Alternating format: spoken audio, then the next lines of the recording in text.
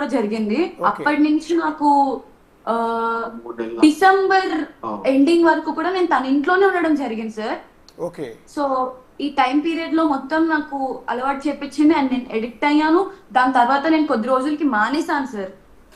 ఒక 2 months నేను మానేశాను. నా సొంతంగా ఏ రీహాబ్ ఏది లేకుండా నేను నా మీద స్ట్రాంగ్ డిసిషన్ తీసుకొని నేను వద్దు ఇది తప్పు నన్ను ఇలా చేసింది తనని చెప్పి నేను నేను నా సెల్ఫ్ స్టాప్ చేశాను సార్. స్టాప్ చేశాక నాకు విత్డ్రాల్స్ రావడం ఇలాంటి ఇవి రావడం వల్ల నేను అడిక్ట్ అయిపోయాను కాబట్టి నేను మళ్ళీ తీసుకోవడం జరిగింది.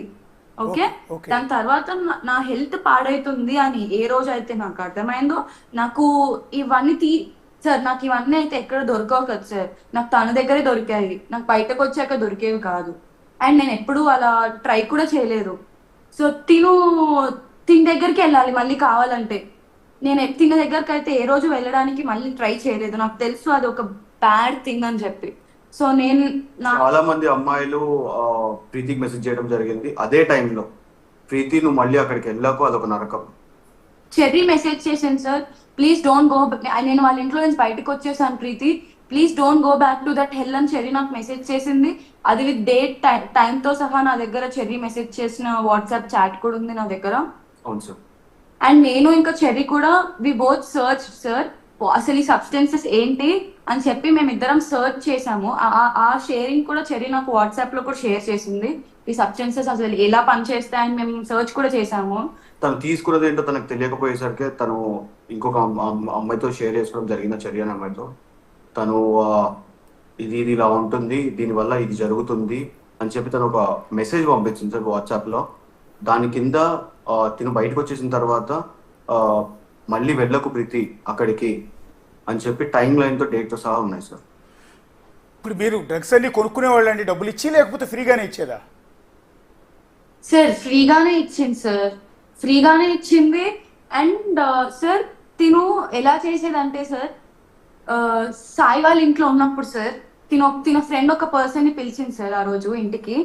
పిలిచి నన్ను తన ఫ్రెండ్ తో కూర్చోపెట్టేసి తిని వెళ్ళి రూమ్ లో లాక్ వేసుకుంటుంది సార్ సాయితో కలిసి వెళ్ళి. నాకు కోపం వచ్చింది, నన్ను ఎందుకు ఈ అబ్బాయితో నువ్వు వదిలేసి వెళ్ళిపోతున్నావు అని చెప్పి నేను వెళ్ళి డోర్ కొట్టాను. డోర్ కొడితే అప్పుడు సాయి కూడా తిట్టాడు తనని, ఏమని నువ్వు అసలు అమ్మాయిని ఎందుకు అబ్బాయితో వదిలేస్తున్నావు, వాడు చూడడానికి ఒక చిల్లర గాడిలాగా ఉన్నావు, ఫస్ట్ వాడిని ఇంట్లో నుంచి పంపించేసే నువ్వు. పట్టుకొచ్చిందండి సార్, పట్టుకొచ్చి అక్కడ కూర్చోబెట్టి వాళ్ళిద్దరూ ఒకటే రూమ్ లోకి వెళ్ళడం జరిగింది. అప్పుడు ఆ అబ్బాయిని ప్రీతి దగ్గర వదిలేయడం జరిగింది. మరి తన ఇంటెన్షన్స్ ఏంటో తన ఇంట్యూషన్స్ ఏంటో నాకు తెలియదు. ఈ విషయం నాకు మొన్ననే షేర్ చేసుకున్నాను ప్రీతి. అండ్ సాయి కూడా షేర్ చేసుకున్నాడు సార్. మస్తాను సాయి కూడా నాకు చెప్పడం జరిగింది మొన్ననే.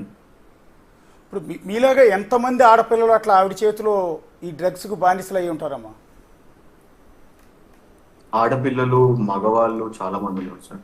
అదే మొత్తం మీద ఎంతమంది ఉంటారు ప్రీతి గారు? సార్ నేను చూసినప్పుడైతే నేను 1 year తర్వాత మళ్ళీ తనతో ఎప్పుడు కాంటాక్ట్ లోకి వెళ్ళలేదు సార్.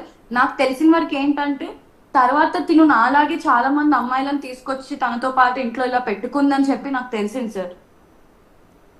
ఓకే, అంటే ఏంటి ఆనందం ఇప్పుడు మీలాంటి అమ్మాయిలను తీసుకొచ్చి డ్రగ్స్కి అడిక్ట్ చేసి ఆవిడ ఇంట్లోనే పెట్టుకుని వచ్చి ఫ్రీగా డ్రగ్స్ ఇచ్చి ఇలా చేయటం వల్ల ఏంటి ఆవిడకి ఆనందం? నేను అనేది అది. She's a psychopath sir. తనకి ఎప్పుడు 24/7 ఎవరో ఒకరు తనతో పక్కన ఉండాలి. వాళ్ళకి తనకి ఇష్టం వచ్చినప్పుడు వాళ్ళని ఇష్టం వచ్చినట్టు బిహేవ్ చేసిద్ది సార్ వాళ్ళతో. బూతులు తిట్టడం, కొట్టడం. మీతో ఎలా ఉండేదండి బిహేవియర్? మీతో ఎలా ఉండేది ప్రీతి గారు బిహేవియర్ ఆవిడది? వాయిస్ వినిపించలేదు. మీతో బిహేవియర్ ఎలా ఉండేదండి? మీతో ఎలా బిహేవ్ చేసేవాళ్ళు ఆవిడ? మీతో ఎలా బిహేవ్ చేసేవారు సార్? నేను నార్మల్ గా తను ఒక రోజు సార్ మిడ్-నైట్ ఫుల్ మంత్ ఆగేసి మనం బయటికి వెళ్ళి కొనుక్కొని వచ్చుకుందాం దా డ్రగ్స్ అని పిలిచింది సార్. నేను చెర్రీ ఉన్నాం సార్ ఆ రోజు. నేనేమన్నానంటే ఇట్ ఈస్ నాట్ కరెక్ట్ అక్క, నువ్వు తాగేసున్నావు, కార్ ఎలా నడిపిస్తావు అంటే ఒక బూత్ తిట్టింది సార్. ఓకే, మా అమ్మ కూడా నన్ను ఇప్పటి వరకు అలాంటి బూతులు తిడితే కూడా నేను ఊరుకోను. తను నన్ను తిట్టి నువ్వేమన్నా నాకు మందు కొని తెచ్చి పెడుతున్నావానే, ఓహో నువ్వు జస్ట్ మందు గ్లాస్ తీసుకొచ్చి మందు నాకు గ్లాస్ లో పోషిస్తున్నావు అని చెప్పా ఇదంతా అంటున్నావు నన్ను. ఏ చెర్రీ, నేను ఎలా కార్ నడిపిస్తానో నీకు తెలీదా నీకు అంటే, అలా కాదక్క, నువ్వు సేఫ్ గానే నడిపిస్తావు. ఇట్ ఈస్ నాట్ అబౌట్ నువ్వు సేఫ్ గా నడిపిస్తావు, అది కాదు ఇక్కడ, డ్రంక్ అండ్ డ్రైవ్ ఉండిద్దక్క అని చెప్తే కూడా ఒక point. నాతో ఆ రోజు రాత్రి అంతా గొడవ పడింది సార్. ప్రీతి ఎక్కడికి వెళ్ళి కొనుక్కొచ్చుకునేది డ్రగ్స్? ఈవిడికి డ్రగ్స్ అసలు ఎక్కడి నుంచి సప్లై అయ్యేదండి? సార్ యునీత్ రెడ్డి చింటూ తినని అడిగేది, అతను ఇచ్చేవాడు. చింటూ అంటే వరలక్ష్మి.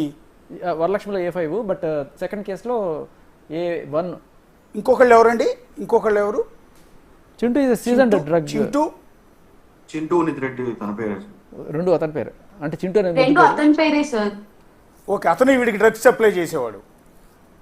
తిని అడిగినప్పుడల్లా ఇచ్చేవాడు సార్. తిని నాకు ఏం చెప్పేదంటే, చింటూ నా ఫ్రెండ్, చింటూ నేను ఏం అడిగినా నాకు తెచ్చిస్తాడు, చింటూ అది చింటూ ఇది అని నాకు చెప్పేది సార్ చింటూ గురించి. మన లీక్ అయిన ఆడియోలో కూడా చింటూ పేరు ఉంది. చింటూ కావాలి నాకు, చింటూ కావాలి నాకు, చింటూ గాని పిలవండి అని అంటున్న ఆడియో సార్. చింటూ ఇంకా తనకి పరిచయం సిన్స్ ఇయర్స్ సార్, ఇప్పుడు పరిచయం కాదు, అది సిన్స్ ఇయర్స్, కొన్ని సంవత్సరాలు 2017 దగ్గర నుంచి. షార్ట్ ఫిల్మ్ లో చేసేటప్పుడు చింటూ పరిచయం. అంటే ఇప్పుడు మీలాంటి వాళ్ళకి డ్రగ్స్ ఇచ్చి ఇంట్లోనే పెట్టుకోవటం, మిమ్మల్ని వేధించటం ఒక రకమైన టేస్ట్ అయితే, డ్రగ్స్ బయట వాళ్ళకి సేల్ చేస్తుందండి ఆవిడ? బయట వాళ్ళకి సేల్ చేయడం అయితే నేను ఎప్పుడూ చూడలేదు సార్. అంటే నాకు తెలిసిన అంతవరకు ఏంటంటే సార్, తిను నన్ను ఒకసారి గోవాకి వెళ్దాము అని చెప్పి నా ఆధార్ కార్డ్ తీసుకోవడం జరిగింది సార్. తిను ఎందుకండి? గోవాకి వెళ్దాము, మనం పార్టీ చేసుకుందాము, అలానే మనం కొనుక్కుందాము అక్కడికి వెళ్ళి అని చెప్తే నా ఆధార్ కార్డ్ తీసుకుంది, టికెట్ కూడా బుక్ చేసింది. దాని తర్వాత నాకు ఇలా నా హెల్త్ కండిషన్స్ వల్ల నేను రాను అని ఉదయ్ కూడా చెప్పాడు. అప్పుడు ప్రీతిని అయితే నువ్వు తీసుకెళ్లొద్దు అని ఉదయ్ చెప్పాడు ఆ రోజు, నువ్వు వెళ్ళకు ప్రీతి అని చెప్పాడు. సో నేను ఆ రోజు ఆగిపోవడం జరిగింది, తను కూడా వెళ్ళలేదు ఆ రోజు గోవాకి.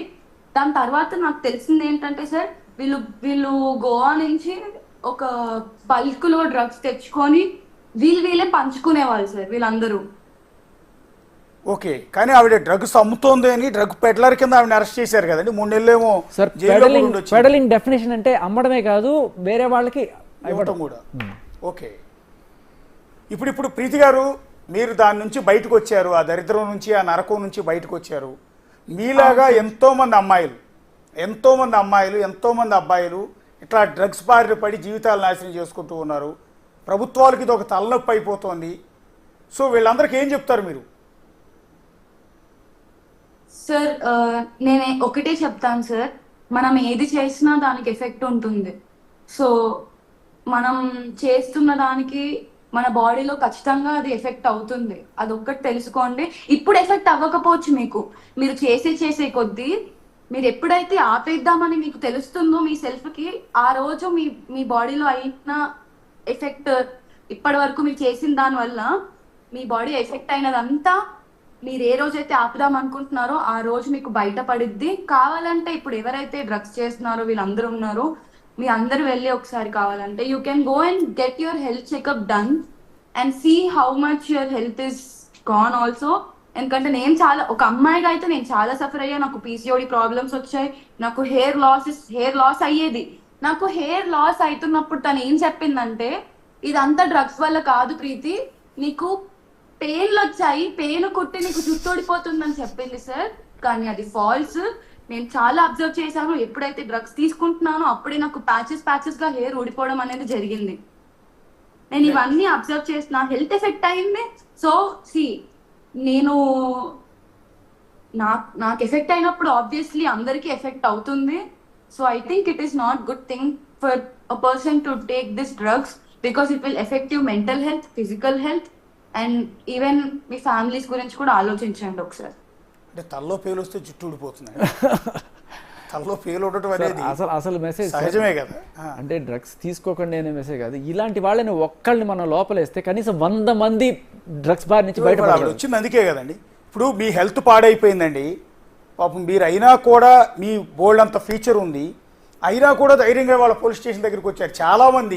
చాలామంది మనకెందుకు, మనకు బోల్డ్ అంత ఫీచర్ ఉంది, మనం సొసైటీలో బదనం అయిపోతాం, లేకపోతే మా మీడియా వాళ్ళు, మీరు చెప్తున్నట్టు మా మీడియా వాళ్ళు మీ ఫోటోలు చూపించి మీ జీవితాన్ని నాశనం చేస్తారు.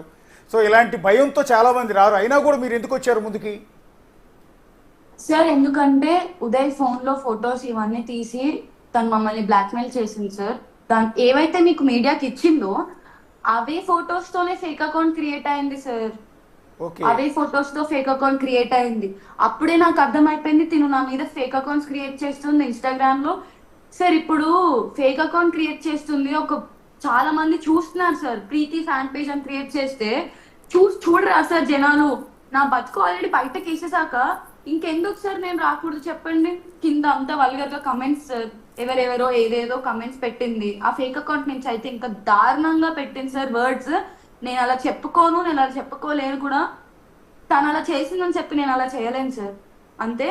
అండ్ ఈ రోజు నేను రాకపోయింటే సార్ ఇలాగే నన్ను ఇప్పుడు రాస్తారు అయిపోయాక కూడా ఇంకొకరు వస్తారేమో, వాళ్ళని కూడా ఇలానే, వాళ్ళతో కూడా ఇలానే గొడవలు పడి అప్పుడు కూడా వాళ్ళకి నిజం చెప్తా అని చెప్పి అప్పుడు నేను చెప్పకపోయినా నువ్వు చెప్తావు అప్పుడు కూడా నన్ను ఇలానే టార్చర్ చేస్తే నేను నా జీవితాంతం మీకు తీసుకోలేను సార్.